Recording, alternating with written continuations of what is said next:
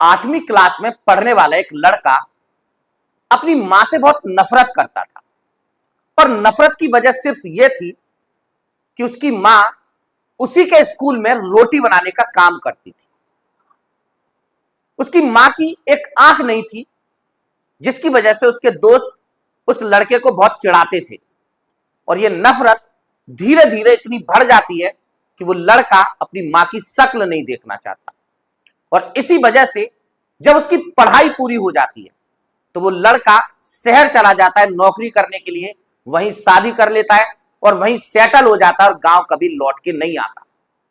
उसकी मां को अपने बेटे की जब याद आती है तो वो उससे मिलने के लिए शहर चली जाती है, लेकिन बेटा इतना निकम्मा कि मां को पहचानने से ही मना कर देता है। तब मां कहती है कि बेटा, मुझसे शायद गलती हो गई और मैं गलत पते पर आ गई।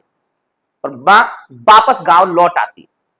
कुछ समय के बाद उस लड़के को स्कूल से एक फोन आता है, जिसमें उसे बताया जाता है कि स्कूल में एक फंक्शन है जिसमें सभी बच्चों को बुलाया गया है जो उस स्कूल से पढ़े थे।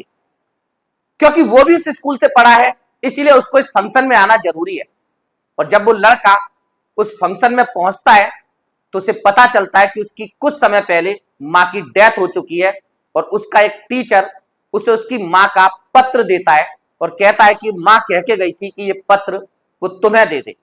और जब वो लड़का उस लेटर को खोल के पढ़ता है तो उसमें लिखा था कि बेटा, तुम जब 5 साल के थे तो तुम्हारी आंख में चोट लगी थी, जिसकी वजह से तुम्हारी आंख की रोशनी चली गई। तब मैंने यह सोच करके अपनी आंख तुम्हें दे दी कि मैं अब दुनिया तुम्हारी आंखों से देखूंगी। खैर, कुछ भी हुआ हो, लेकिन तुम हमेशा खुश रहना। और नीचे उस पत्र में लिखा था तुम्हारी मां। वो लड़का उस पत्र को पढ़ने के बाद बहुत रोता है, पछताता है, लेकिन अब उसके पास पछताने के अलावा कुछ नहीं बचता है।